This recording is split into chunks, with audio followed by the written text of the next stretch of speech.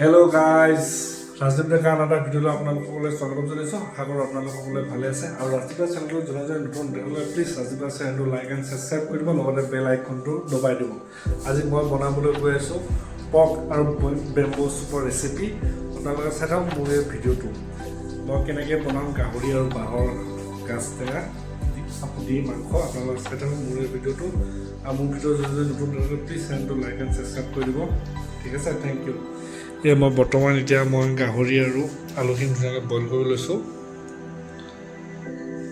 তাৰপিছত কি দি বনাওঁ আপোনালোকে চাই থাকক দেই। আজি বনাম বেম্বো চুপ আৰু আমাৰ পৰ্ক মানে আছাম ট্ৰেক্টৰ। এতিয়া মই আলু আৰু গাহৰিটো বইল কৰি লৈছোঁ দেই।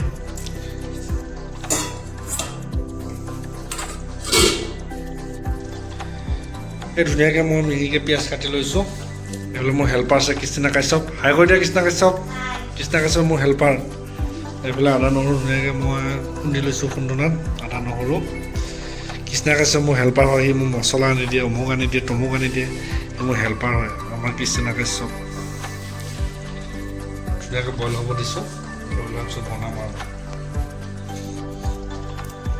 গাইছে আমাৰ মাংস বইল হৈ গ'ল, মাংসৰ আলু বইল হৈ গ'ল। এইফালে মই কেৰাহী পাতিখিনি ধুনীয়াকৈ তেল দিছোঁ। পিঁয়াজ চিয়াজখিনি দিম আৰু অকণমান গৰম হৈ লওক।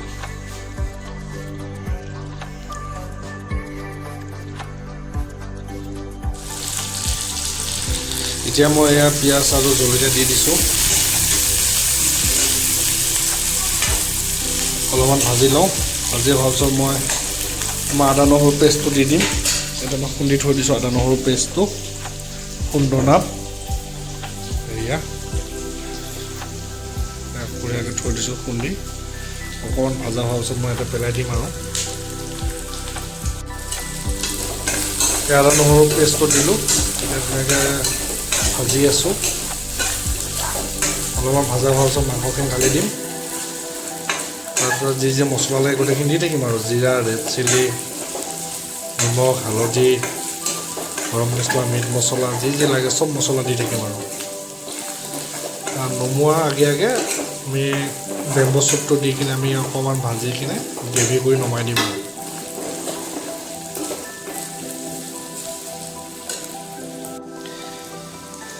আমি এতিয়া অলৰেডি গোটেইখিনি মাংসত মানে মা মছলাখিনি দিয়া হৈ গ'ল। জিৰা, আদা, নহৰু যি লাগে, ৰেড চিলি, মিট মছলা, ধনিয়া, কাশ্মীৰী মিৰ্চ গোটেইখিনি দিলোঁ। এতিয়া আমি গাজ টেঙা দিম। গাজ টেঙাখিনি ওলাই কিনে মই আপোনাক দেখুৱাম কিমানখিনি দিব লাগে। কালাৰ কি ধুনীয়া হৈছে মানে।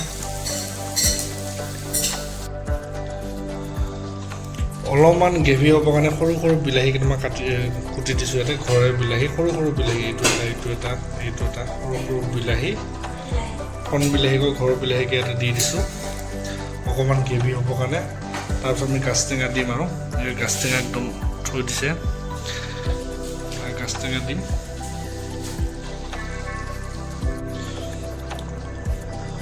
অলপমান পানী ঢালি দিছোঁ। অলপমান সিজি লওক। সিজা হোৱাৰ পিছত গাজ টেঙাটো পেলাই দি আমাৰ মাংস হৈ যাব ৰেডি।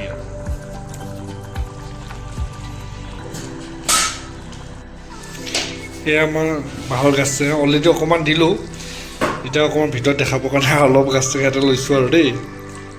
দি দিলোঁ।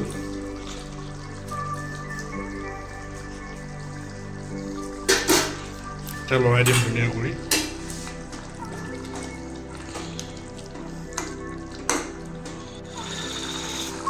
গাজ টেঙা দি দিলোঁ। অকণমান উতল ধৰক, তাৰপিছত নমাই দিম আৰু আমাৰ হৈ গ'ল গাহৰি আৰু বেম্বো চুপৰ তৰকাৰী।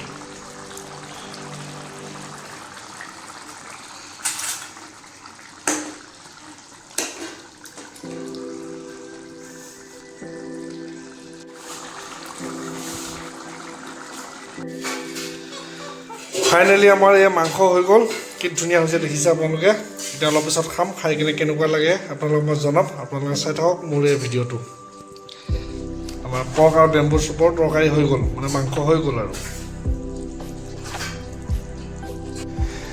এয়া আমাৰ খানা ৰেডি হৈ গ'ল। এয়া হ'ল আমাৰ এয়া গাহৰি আৰু বেম্বো চুপ। এইফালে হ'ল তোমাৰ কচু, ভেন্দি ভাজি, এইফালে জলকীয়া আচাৰ। এতিয়া ধুনীয়াকৈ খাম। আপোনালোকে চাই থাকক মোৰ এই ভিডিঅ'টো মই কেনেকুৱা লাগে আজি মাংস খাই মই আপোনালোকক দেখাই আছোঁ আপোনালোকে চাই থাকক দেই